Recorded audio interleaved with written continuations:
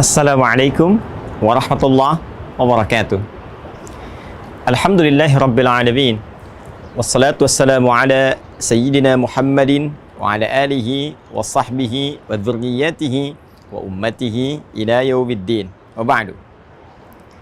Saudara-saudariku, pernah tahukah Anda bahwa Nabi Zakaria alaihi salam pernah diuji oleh Allah Subhanahu wa taala dengan begitu lama belum mendapati keturunan? Pernah tahukah Anda bahwa istri Nabi Zakaria alaihi salam bahkan divonis secara medis dan tinjauan klinis bahwa beliau tidak akan mungkin mendapati keturunan selain sudah menopause pada saat itu? Pun demikian, secara medis beliau divonis mandul. Pernah tahukah Anda bahwa Allah Subhanahu wa taala kemudian menggugurkan perkiraan-perkiraan medis dan tinjauan klinis yang dimaksudkan dengan menganugerahi Nabi Zakaria alaihissalam, seorang anak yang kelak diberi nama bahkan oleh Allah langsung dengan Yahya, dan menjadikan istri beliau yang menurut klinis tadi tidak mungkin mendapati keturunan, namun diberikan dengan izin Allah Subhanahu wa taala kemampuan untuk mengandung. Pernah tahukah Anda bahwa kisah Nabi Zakaria ini dibuka oleh Allah Subhanahu wa taala sebagai pelajaran bagi setiap insan beriman sampai di masa depan yang mengalami peristiwa serupa agar melakukan satu amalan yang dikerjakan oleh Nabi Zakaria alaihissalam. Edisi saat ini, pernah tahukah Anda pertanda akan menggali rahasia di balik kedalaman amalan Nabi Zakaria untuk mendapatkan keturunan sebagai anugerah dari Allah Subhanahu wa taala. Saudara-saudariku, Allah Subhanahu wa taala mengawali firman-Nya untuk bisa memberikan anugerah terindah kepada Nabi Zakaria tadi dengan kalimat yang sangat luar biasa sebagai pelajaran untuk kita semua. Quran surah ke-19 ayat yang kedua. Dzikru rahmati rabbika abdahu Zakaria. Kata Allah di surah ini, surah Maryam, di pembuka ini, aku akan sampaikan, aku akan ingatkan. Ingat, zikir itu adalah segala hal yang mampu mengingatkan kita kepada Allah Subhanahu wa taala, yang mampu mendekatkan kita kepada Allah Subhanahu wa taala. Seakan Allah memberi pesan, dengan informasi yang aku sampaikan ini harus membuat kalian lebih dekat denganku, kata Allah. Harus membuat kalian lebih yakin denganku. Harus membuat kalian lebih sadar bahwa segala hal tidak mungkin terjadi kecuali dengan kuasaku, kata Allah Subhanahu wa ta'ala. Apa yang harus menjadikan kita ingat dan dekat dengan Allah Subhanahu wa ta'ala? Rahmati Rabbik. Kata Allah, rahmat Rabbmu. Rabb adalah nama Allah yang terkait dengan sifat rububiyahnya, yang merawat seluruh alam semesta termasuk kita di dalamnya, yang menyembuhkan saat sakit, memberikan rizki, memaafkan kalau salah, mengampuni kalau berbuat dosa. Dan kata Rabb ini dimintakan kepada kita untuk diingat oleh Allah disandingkan dengan kalimat rahmat, bahwa dengan rahmat inilah Allah akan memberikan anugerah yang nyaris tanpa batas dalam kehidupan kita.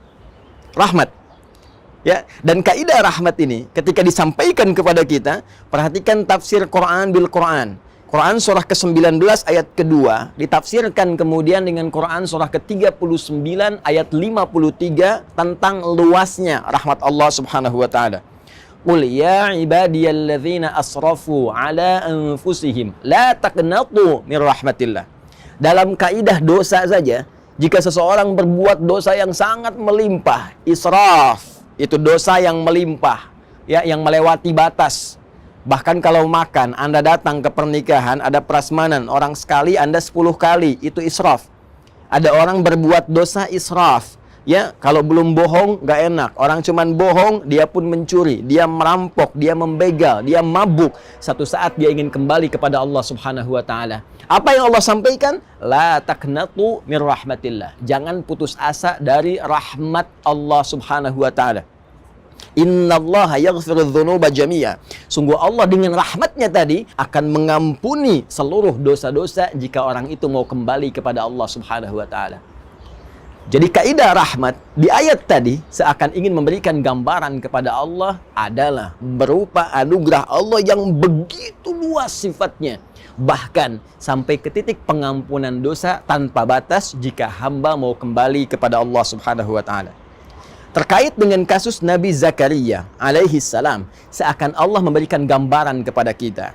Jika Anda mengalami situasi apapun, termasuk merasakan lambatnya keturunan, kenapa belum ada tanda-tanda positif, kenapa sudah bertahun-tahun belum mendapati keturunan. Hei, sadar, bukan Anda saja. Dulu pun bahkan ada seorang nabi yang rajin ibadah, rajin doa, tapi mendapati ujian yang serupa.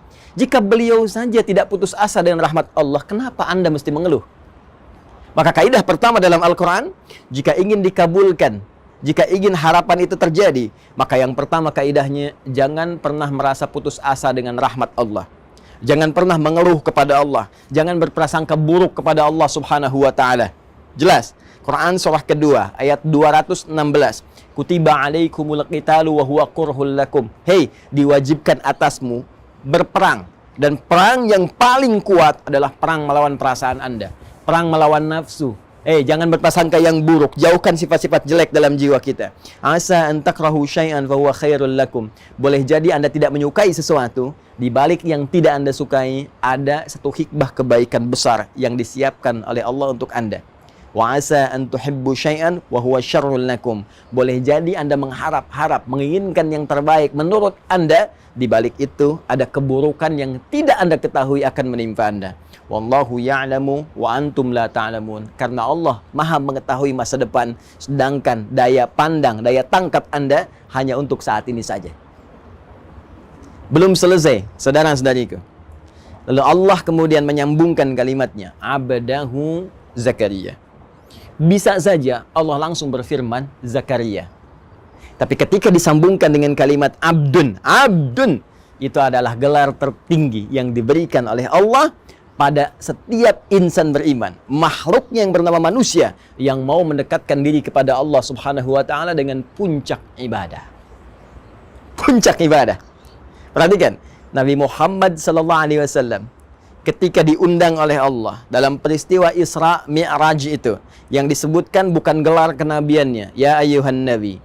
Yang disebutkan bukan gelar prestisius kerasulannya, ya ayyuhar rasul, tapi yang disebutkan kalimat abdunnya. Subhanalladzi asra bi'abdihi laila minal masjidil haram ilal masjidil aqsa alladzi barakna haulah. Quran surah ke-17 ayat yang pertama. Abdun menunjuk pada sifat ubudiyah. Abdun menunjuk pada sifat penghambaan. Karena itu jika Anda ingin mendapatkan rahmat Allah tadi yang tanpa batas, maka tingkatkan ibadah Anda kepada Allah Subhanahu wa taala. Bukankah Rasulullah SAW yang sudah jelas saja surganya masih menunaikan sholat malam, masih memperbanyak ibadah-ibadah yang dipandang hukum sebagai sunnah? Lalu bagaimana dengan ibadah Nabi Zakaria alaihi salam yang dengan itu beliau mendapatkan rahmat Allah Subhanahu wa taala yang merubah seluruh perkiraan-perkiraan medis tadi. Perhatikan kalimat Al-Qur'annya. Kemudian kita lanjutkan ke ayat yang ketiga. Idh nada rabbahu nidaan khafiyya. Kata Allah, perhatikan, ingat-ingat, dalami, pahami, ketika beliau tidak pernah putus asa bermohon kepada Allah dengan cara yang sangat lembut, cara yang sangat khusyuk. Maka amalan pertama yang disarankan oleh Al-Quran, langsung dibimbing oleh Allah Subhanahu wa ta'ala yang memiliki segala kuasa. Kata Allah, jika Anda menginginkan rahmatku yang tanpa batas tadi, maka pertama, jangan pernah putus asa. Kedua, tingkatkan sifat penghambaan. Ketiga, awali dengan doa yang khusyuk kepada Allah.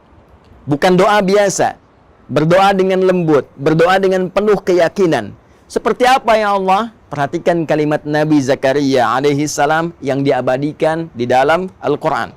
Qala Rabbi inni wahanal azmu minni washta'ala ar-ra'su syaiba walam akum bidu'aika rabbi syaqiyya. Allahu Akbar. Khusyuk, lembut, halus, dalam. Ya Allah, Rabb yang berjanji merawat saya, menyembuhkan kalau sakit, memaafkan kalau salah, mengampuni kalau berdosa, yang berjanji memberikan segala kebutuhan jika itu memang saya butuhkan untuk maslahat dunia dan akhirat saya.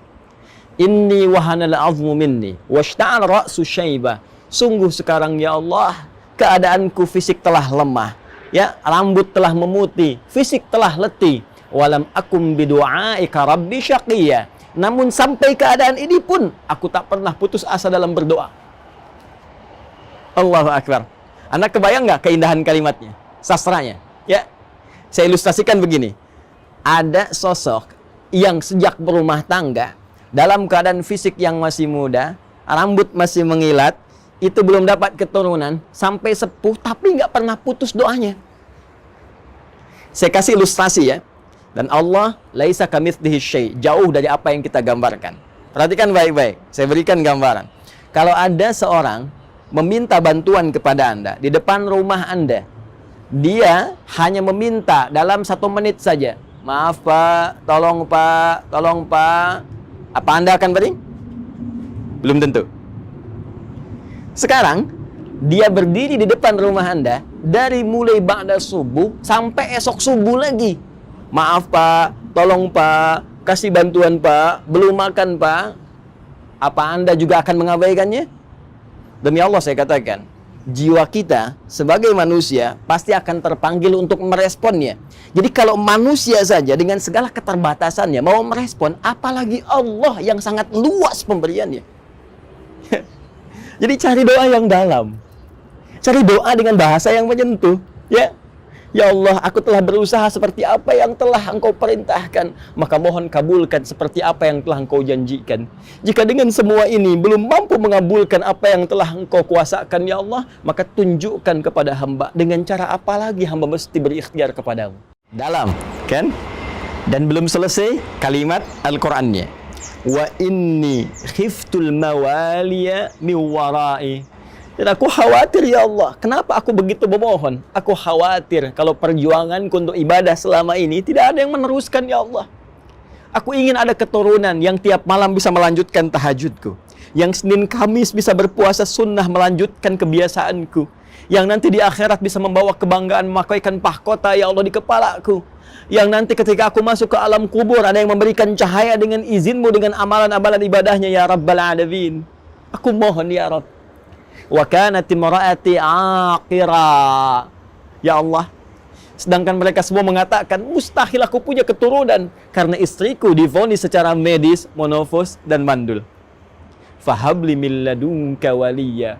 Maka aku mohon ya Allah, ketika mereka seluruh hamba mengatakan mustahil, maka anugerahkan darimu saja yang tidak punya batas kemustahilan.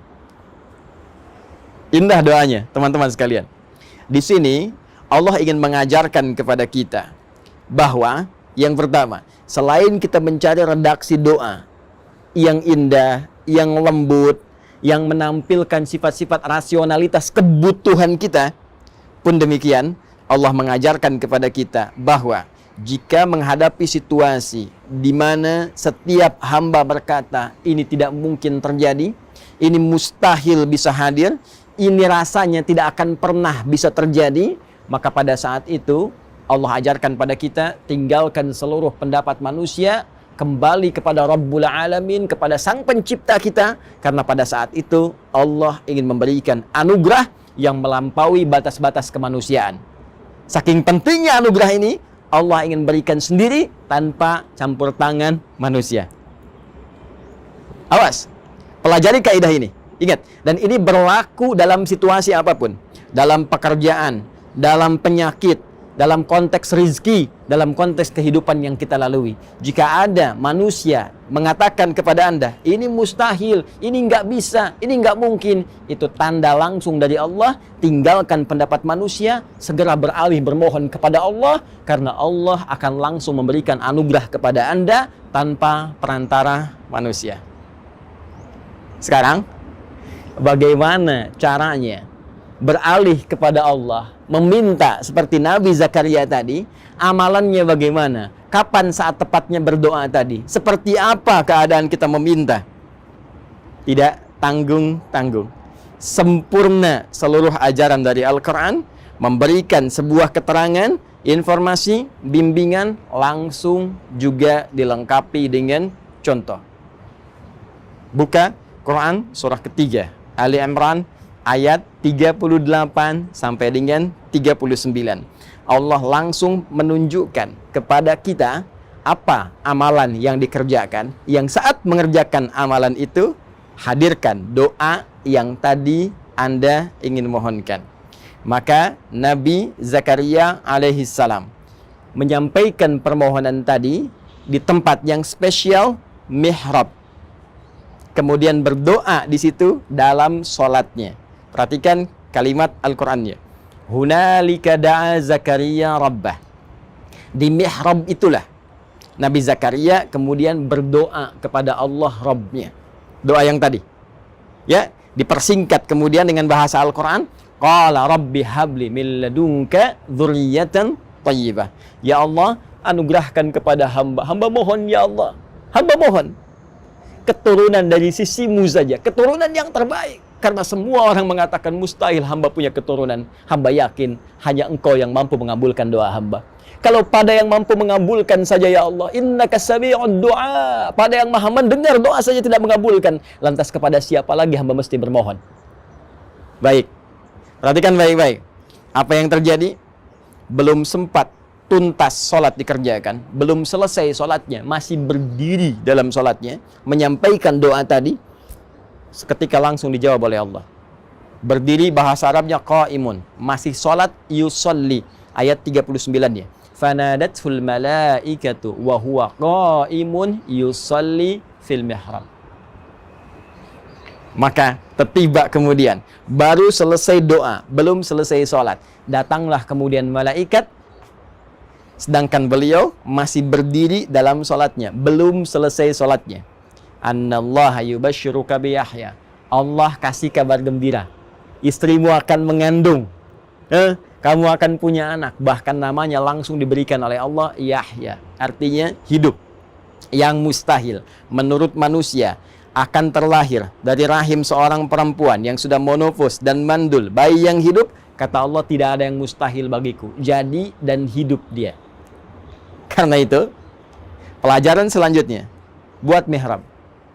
Tempat terbatas yang membuat kita fokus untuk ibadah. Mihrab bukan hanya ada di masjid sebagai tempat imam. Kenapa imam berada di mihrab? Karena imam selain memimpin sholat, menyampaikan doa kepada Allah, juga dengan adanya di tempat itu, menurut keterangan Al-Quran, akan cepat doanya didengar oleh Allah Subhanahu wa Ta'ala. Kita bisa membawa mihrab ke rumah, tapi bukan yang di masjid dibawa ke rumah, bukan. Ya, Anda bisa bikin area kecil menghadap ke kiblat. Jadikan sebagai mihrab, tempat khusus untuk ibadah saja. Hei, buka handphone, pasang status, keluar dari situ. Ngobrol-ngobrol, makan, minum, keluar dari situ. Hanya untuk ibadah saja. Baca Al-Quran, tahajudnya, doanya, lakukan di situ. Walaupun hanya sehamparan sejadah, tak ada masalah. Ya, rumah Anda ataukah dikontrakan, nggak ada ruangan, hamparan sejadah. Di situ Anda bermohon kepada Allah Subhanahu wa Ta'ala. Minta. Mohon. Maka apa yang terjadi? Boleh jadi apa yang telah Allah anugerahkan kepada Nabi Zakaria di masa lalu akan diberikan kepada Anda sebagai pembuktian kekuasaan Allah yang melampaui batas-batas bayangan manusia. Dan seluruh paparan tadi kemudian disajikan oleh Al-Quran dengan sajian yang padat di satu ayat Quran surah ke-21 Al-Anbiya, kisah para nabi, ayat 90. Fastajabna lahu wa wahabna lahu Yahya wa aslahna lahu zawjah. Kata Allah, Ketika amalan tadi sempurna dikerjakan oleh Nabi Zakaria alaihissalam, kami cepat jawab doanya. Kami anugerahkan Yahya untuknya. Dan kami sembuhkan istrinya. Perhatikan kalimat Qur'annya. Kami sembuhkan, perbaiki keadaan istrinya. Yang kata medis mustahil, kata Allah tak ada yang mustahil bagiku. Sembuh. Innahum kanu yusari'una fil khairat wa yad'unana raghaban wa rahaba wa kanu lana khashi'in. Lalu ditutup dengan sangat indah mengingatkan lagi amalan Nabi Zakaria tadi. Apa kata Allah? Kesimpulannya, kalau Anda ingin mendapatkan rahmat yang luas tadi, maka innahum kanu yusari'una fil khairat. Kebiasaan mereka itu cepat merespon segala kebaikan. Maka mulai sekarang siapkan agenda-agenda kebaikan. Cepat, jangan tunda. Setelah dengar ceramah ini, siapkan. Saya malam akan tahajud insya Allah. Saya akan baca Al-Quran. Saya akan berinfak, bersedekah. Lalu di sela-sela amalan tadi, sisipkan doa Anda sesuai kebutuhan yang Anda harapkan. Jika terkait berkelindan dengan anugerah keturunan tadi, cepat mintakan sebagaimana Nabi Zakaria pernah memohonkannya. Ya, dan mereka wa yad'unana raghaban wa rahaba, dan mereka bermohon kepada kami dengan penuh harap dan khusyuk. Maka jangan sekedar doa, jangan simpel saja ya Allah pengen begini, tidak, minta dengan penuh harap, minta dengan khusyuk, ya. Wa kanu lana khashi'in, dan sungguh mereka mengerjakan setiap amalan bahkan doa tadi dengan khusyuk, dengan penuh kedalaman hati dan jiwa. Saudara-saudariku, itulah Nabi Zakaria dengan segala contoh yang telah Allah sampaikan dalam uraian firman-Nya, menjadi sebuah titian kepada kita yang memberikan sebuah harapan dengan jaminan kebenaran yang dipastikan. Pernah tahukah Anda? Assalamualaikum warahmatullahi wabarakatuh.